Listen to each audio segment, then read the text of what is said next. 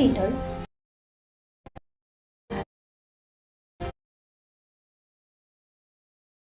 channel. స్తుతులు స్తోత్రం చెల్లిస్తున్నాము తండ్రి. అబ్రహాము, ఇస్సాకు, యాకోబుల యొక్క దేవా, నీవు మా మధ్య ఆత్మస్వరూపుడివై ఉన్నందుకు నీకే స్తోత్రము నాయన.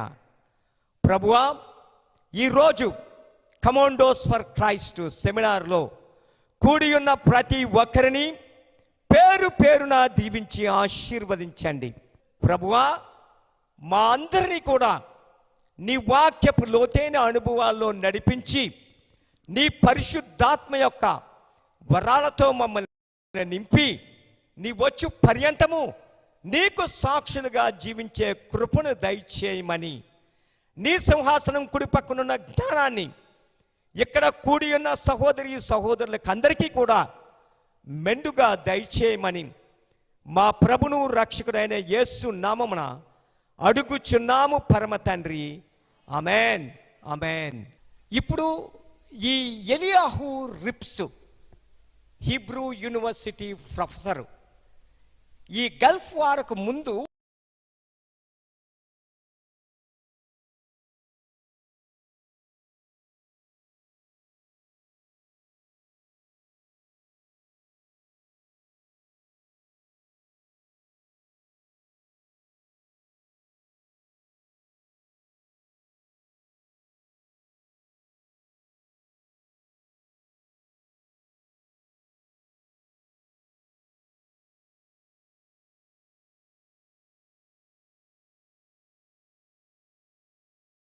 జనవరి 16న గల్ఫ్ వార్ స్టార్ట్ అవుతుందండి. 15th నైట్, అదే 16th ఎర్లీ మార్నింగ్ మొట్టమొదట స్కడ్ మిసైల్స్, రష్యన్ మిసైల్స్ 800 కిలోమీటర్ల టార్గెట్లో ఏదున్నా కొట్టేస్తుంది. అలాంటి మిసైల్స్ 38 మిసైల్స్ టెల్ మీద వేసాడండి మొత్తం. అయితే ఇజ్రాయలీస్ డెడ్లీ ఫెలోస్ వాళ్ళు ఎంత తెలివైన వాళ్ళు అంటే వాళ్ళ ప్లేన్లకి అమెరికన్ రంగులు పూసేసి జెండాలు వేసి అమెరికన్స్ బాంబ్ చేస్తున్నట్టు వీళ్ళే వెళ్ళి బాంబ్ చేస్తారు. మొత్తం ఏ రకమైన వేసి వచ్చడమే, మొత్తం ఆ స్కడ్ మిజైల్ థ్రెట్ అంతా తీసి పారేశారు. అయితే వీళ్ళ సిటిజన్స్ని well before the Gulf war చూసుకోండి, అండర్ గ్రౌండ్స్లోన మాస్క్స్ ఇచ్చి ఆడేమనివాడంటే మొత్తం ఇజ్రాయెల్ అంతా శ్మశానం చేసి పారేస్తారనివాడు. గ్యాస్ మాస్కులతోటి అండర్ గ్రౌండ్ బంకర్స్లోన మొత్తం సిటిజన్స్ అంతా వేస్తారు. 38 స్కడ్ మిసైల్స్ వదిలితే రష్యన్వి డెడ్లీ స్కడ్ మిసైల్స్ చచ్చిపోయిన వాళ్ళు ఎంతమంటే 2 శివకాశీలో పేలిపోతే 60 మంది చచ్చిపోయారండి. శివకాశీలో టపాస్కాయల్ ఫ్యాక్టరీ 38 స్కడ్ మిసైల్స్ వదిలితే చచ్చిపోయిన వాళ్ళు 2. ఎందుకు అంత తక్కువ డెత్ టూల్ అంటే కారణం ఈ ఎలియాహు రిప్స్ హీబ్రూ యూనివర్సిటీ ప్రొఫెసరు కనుగొన్న కోడు బైబిల్లో కనుగొన్న కోడ్ అండి. ఆయన ఏంటంటే చేశాడు, ఆయనలో గొప్పతనం ఏంటంటే ఆయన 1984లోన ఆయన మోషే రాసిన 5 పుస్తకాలు మొదట తీసుకున్నాడండి. ఆదికాండం, నిర్గమకాండం, లేవీకాండం, సంఖ్యాకాండం, ద్వితీయోపదేశ కాండం తీసుకొని ఒక్కొక్క అధ్యాయంలోన ఆయన ఈక్వల్ డిస్టెన్స్ లెటర్స్, అంటే దాని అర్థం ఏంటంటే ఈ గ్రంథకర్తలు మొట్టమొదట రాసినప్పుడండి కామాలు, పులి స్టాపులు, అధ్యాయాలు, వచనాలు బైబిల్కి లేవండి. నేను చెప్పినట్టు 1228లో లాంగ్ డాన్ అధ్యాయాల కింద మార్చి 1551లో ఇస్టాయిన్ వచనాల కింద మార్చారు. అంతకుముందు అధ్యాయాలు ఇది లేదు, జనరల్గా ఉండేది. అయితే బిగినింగ్లోన మోషే గ్రంథాలు రాసినప్పుడు ఇప్పుడు ఎలాగంటే రాసేవారు మనకి, ఇప్పుడంటే కంప్యూటర్ల మీద ప్రాపర్టీ డాక్యుమెంట్లు కంప్యూటర్ మీద ప్రింట్అవుట్ చేసి రిజిస్ట్రేషన్ చేస్తున్నాం. ఇంతకుముందు నా చిన్నప్పుడు ఎప్పుడు కూడా ఈ డాక్యుమెంట్లు, ప్రాపర్టీ డాక్యుమెంట్లు రాసిన వాళ్ళు సపరేట్గా ఉంటారండి. వాళ్ళు గొలుసు రాత్తో రాస్తారు, అది నేను చదవలేము ప్రాపర్గానా. ఇప్పుడు చూడండి, అజిత్ బాబు గారు తన భార్య అయిన జ్యోతి పేరున హైదరాబాదులోన ప్రాపర్టీ కొన్నారని రాసి, ఇక్కడ అజిత్ బాబు గారికి జ్యోతికి మధ్యన గ్యాప్ వదిలేస్తే కోన శౌరి బాబు అని మధ్యన ఇన్సెట్ చేసుకోవచ్చు. ఇప్పుడు మా భార్య మేమును 15 సంవత్సరాల బట్టి కోర్టులను తిరుగుతున్నామండి. కారణం ఏంటంటే ఆవిడ కొన్ని ప్రాపర్టీ మీద చెల్లి ఒక ఆవిడ, ఆ ప్రాపర్టీ ఇప్పుడు 25 కోట్లు, దాని మధ్యలోన ఆవిడ పేరు కూడా పెట్టుకుంది. అందుకే దేవుడు ఈ రాసినప్పుడు ఈ రైటర్స్ ఎప్పుడు కూడా అక్షరాలకు కానీ మాటలకు కానీ మధ్యన గ్యాప్లు లేవండి. ఎలియాహు రిప్స్ చేసింది ఏంటంటే, ఇప్పుడున్న బైబిల్కి అధ్యాయాలు, చాప్టర్లు, కామాలు, ఫుల్ స్టాప్లు ఉన్నాయి కాబట్టి అవన్నీ తీసేసి, ఈ కామాలు, ఫుల్ స్టాప్లు, అధ్యాయాలు మొత్తం తీసేసి కంప్యూటర్లోన 50 అక్షరాలు ఇలాగా 50, ఆదిలో దేవుడు భూమి ఆకాశములు సృజించెను అని, దేవుడు వెలుగు కమ్మను పలుకగా వెలుగు కలిగను, ఇవన్నీ కూడా కంటిన్యూస్ చైన్, కంటిన్యూస్ 50 అక్షరాలు 50 అక్షరాలు 50 అక్షరాలు అలాగా ఒక బిట్టులాగా ప్రతి అధ్యాయాన్ని చేస్తాడండి. అది కంప్యూటర్స్ తోటే పాసిబుల్. చేసి ఆయన చేసింది ఏంటంటే, ఇక్కడ ఆదిలో అని ఉంటుంది కదా, ఆ ఉంటుంది కదా, ఈ ఆని పైకి తీస్తాడు కంప్యూటర్ తోటి. ఇక్కడ 1 2 3 4 5 6 7 ఇక్కడ ఏ వచనం వస్తే అక్కడ ఆ వచనం ఈ అని వచ్చింది అనుకోండి, ఇది పెడతాడు. ఇక్కడ 1 2 3 4 5 అలాగే 1వ వచనం 7వ వచనం 14వ అక్షరం 21వ అక్షరం 28వ అక్షరం, ఈ అక్షరాలు ఈ పైకి తీస్తారు. పైకి తీసి దీన్ని కానీ చదివినట్టయితే అది సద్దాం హుస్సేన్ అని వస్తుంది ఆదికాండం ఒక అధ్యాయంలోన. అది చూసి మర్చిపోయింది, ఎందుకంటా సద్దాం హుస్సేను ఆడు ఇరాకీ రూలరు, వాడి పేరు వస్తుందని. ఇప్పుడు ఈయనేమంటే చేశాడు, ఇక్కడి నుంచి క్రాస్గా ఇలాగా 1 7 14 21 28 ఇలాగా తీడి మొదలు పెట్టాడండి. తీస్తే ఇది స్కడ్ మిజైల్ అంటుందండి. అప్పుడు సదాం హుస్సేన్ రష్యా నుంచి స్కడ్ మిజైల్స్ ఆ టైంలో ఇంపోర్ట్ చేస్తాడు. ఇంపోర్ట్ చేసి దీని ఒరిజినల్ రేంజ్ 250 కిలోమీటర్లు అయితే ఇరాకీ సైంటిస్ట్ని ఫ్రాన్స్ పంపించి ఈ మిసైల్ రేంజ్ని 800 కిలోమీటర్లకి పెంచుతాడు. ఆ టైంలోన తక్కువని స్కడ్ మిజైల్స్ అని వస్తుంది. తరువాత ఆయన ఏంటంటే ఇటుపక్క నుంచి మళ్ళీ క్రాస్ చేసి 1 7 14 21 28 35 42 ఇలాగా ఈ అక్షరాలు తీసినప్పుడు జనవరి 16 1991 ఇది గ్రెగోరియన్ క్యాలెండర్. జూదులకి క్యాలెండర్ అంటే ఇప్పుడు మనకి 2015 అంటే జూదులకి ఆ లెక్క ఏంటంటే 5776 సంవత్సరం అండి ఇది జూదులకి. మనకి 12 నెలలు ఉంటే వాళ్ళకి 13 నెలలు. మనకి డే మధ్యరాత్రి 12 గంటలకు మారితే జూదులకు మారేది సన్సెట్ తోటి, ఈవినింగ్ 6 o'clock తోటి.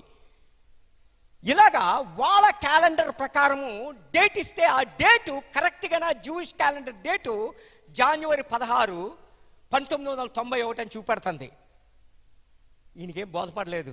Saddam Hussein Scud missile date కింద నుంచి మళ్ళీని 1 7 14 21 28 35 ఈ అక్షరాలను ఎలా తీసినప్పుడు టెల్ అవీవ్ వీళ్ళ మెయిన్ సిటీ, మన ఇండియాకి బాంబే అలాగో ఇజ్రాయెల్కి కమర్షియల్ సిటీ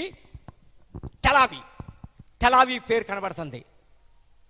వెంటనే ఈ ప్రింట్అవుట్ తీసి అప్పుడు ఇజ్రాయలీ ప్రైమ్ మినిస్టర్ దగ్గరికి వెళ్ళి ఇది చూపిస్తాడు. That time Israeli prime minister చూపించి, వాళ్ళందరూ హీబ్రూ కదా, డైరెక్ట్ వాళ్ళ own language Bible, they read their own Hebrew language. వాళ్ళకు షాక్ అయిపోయింది. వెంటనే ఎప్పుడైతే సిచ్యువేషన్స్ వరల్డ్ ఈవెంట్స్ మారిపోతున్నాయో, సదాం హుస్సేన్ 90లోన ఆగస్టు 2న ఇన్వైట్ చేశాడో, దే ఆర్ ఆల్రెడీ ఈ బంకర్స్ గింకర్స్ సిటిజన్స్ అందరికీ గ్యాస్ మాస్క్లు ఇవన్నీ ఇచ్చేస్తారు. అందుకే ఈడు 38 మిసైల్స్ వదిలినా చచ్చిపోయింది ఓన్లీ ఇద్దరే. ఇప్పుడు ఎప్పుడైతే ఇది కనుగొన్నారో ఇందులో ఉన్న ఈవెంట్స్, చాలా ఈవెంట్స్ కనబడుతున్నాయి. ఒకరోజు గల్ఫ్ వార్ అయిపోయిన తర్వాత, అంటే 91 వార్ అయిపోయిన తర్వాత అమెరికా ఇజ్రాయెల్ మీద ప్రెజర్ చేయడం మొదలుపెట్టింది. ల్యాండ్ ఫర్ పీస్, ఈ రూట్ కాజ్ అన్నిటికీ కూడా ఆడు పాలస్తీనా అని సదాం హుస్సేన్ ఇచ్చేసేవాడు. ఆడు మిసైల్ యూజ్ చేసినప్పుడల్లా పాలస్తీనియన్స్ పెద్ద సెలబ్రేట్ చేసుకునేవారు వెస్ట్ బ్యాంక్, గాజాలల్లా. అందుకు అమెరికన్స్ ఏమంటే మొదలెట్టారు, రోడ్ మ్యాప్ టు పీస్ అని చెప్పి. ఇది జార్జ్ బుష్ తర్వాత జార్జ్ డబ్ల్యూ బుష్లు వచ్చినప్పుడు దే స్టార్టెడ్. ఆ టైంలోన మిలిటరీ జనరల్స్ అందరూ కూడా టెల్ అవీవ్లోన దే హ్యాడ్ వన్ కాన్ఫరెన్స్. కారణం ఏంటంటే ఇజ్రాయేలు 1948లోన ఇండిపెండెన్స్ ఫామ్ అయిన రోజునే మే 14నే Egypt attack. Same day war వాళ్ళకి. ఇటుపక్క నుంచి జోర్డాన్ అటాక్డ్. మనకి వార్ వస్తే మనం దెబ్బలాడేది అయితే పాకిస్తాన్ తోటి లేదా చైనా తోటి, ఏదో ఒక నేషన్తో దెబ్బలాడతాం.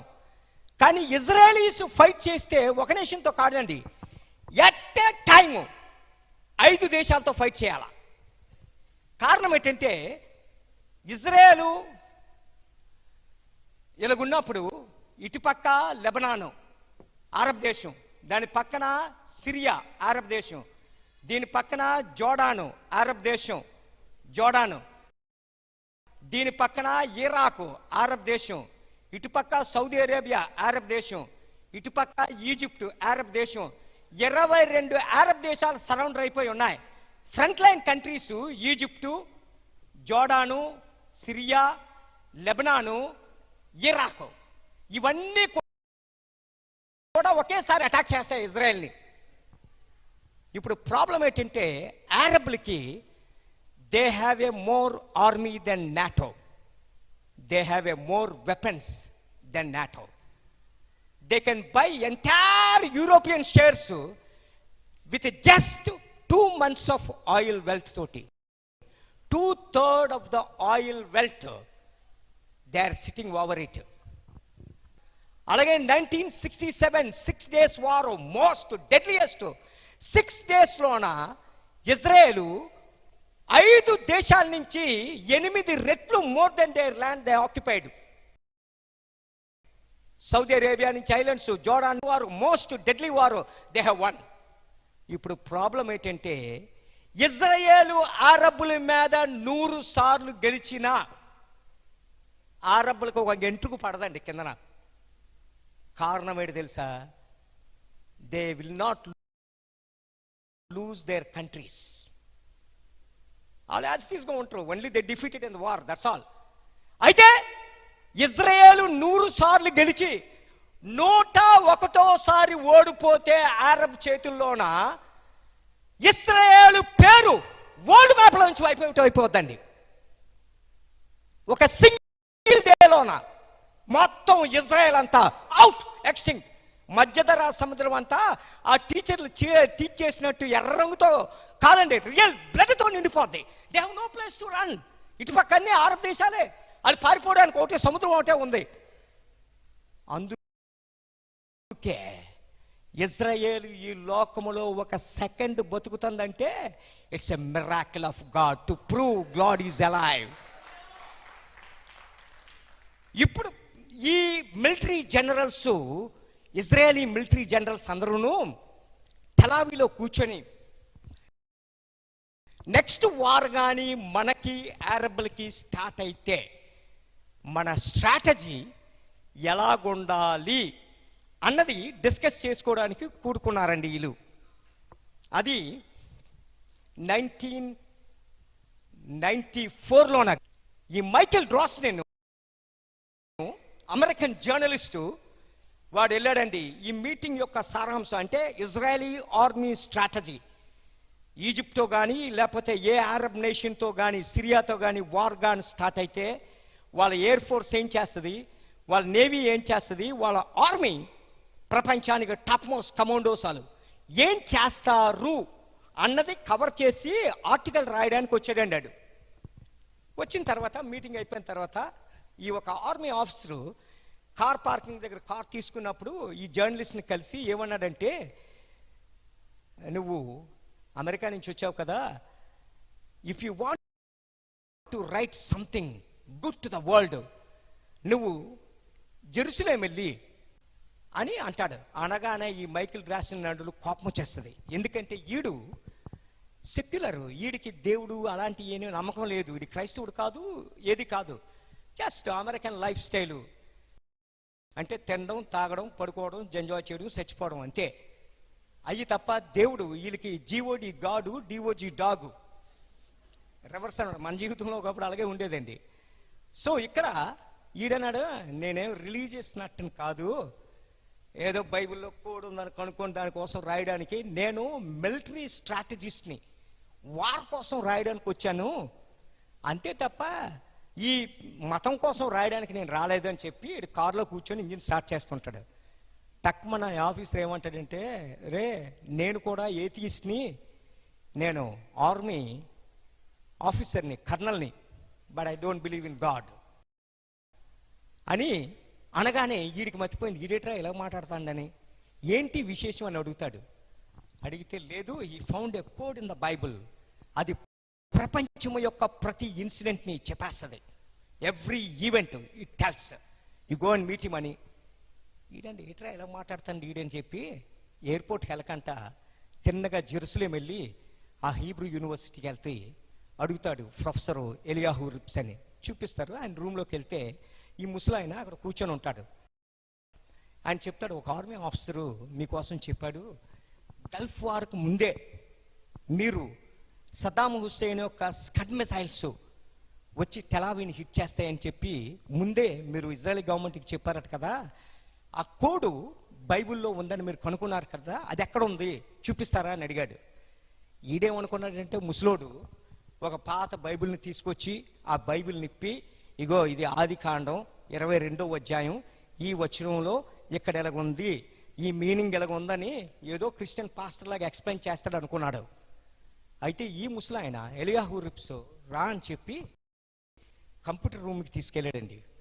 తీసుకెళ్ళి టాక్మన్ ఆన్ చేశాడు. ఆన్ చేయగానే 5 కలర్స్ తోటి ఈ కంప్యూటర్లో బైబిల్ టెక్స్ట్ కనబడుతుంది. ఇలాగా ఒక్కొక్క కలర్ తోటి ఇలాగా బిట్టి బై బిట్టి కేక్ ముక్కల్లాగా కనబడితే ఆ కలర్స్ తోటి అప్పుడు చూపించాడు, ఫలానా అధ్యాయంలోన ఈక్వల్ డిస్టెన్స్ లెటర్స్ ఇలాగ తీసినప్పుడు అవి ఏ మాట వస్తున్నాయి అని అంటాడు. ఇదేంట్రా ఎలాగుంది, అక్షరాలు ఈక్వల్ డిస్టెన్స్లో తీస్తే ప్రపంచంలో జరగబోయే ఇన్సిడెంట్ని ఎలా చెప్తుంది అని ఈ సాఫ్ట్వేరు ఎంతకు అమ్ముతారు నాకు అని అడిగాడు. ఆడంటే నేను అమ్మడం అంటే come on I make a copy and give అనే సాఫ్ట్వేర్ తీసేసాడండి. ఈడు రాత్రి పగలు వెళ్ళిపోయి అమెరికా ఎతకడం మొదలు పెట్టాడండి. ఏటేటి దొరుకుతాయి అన్నది.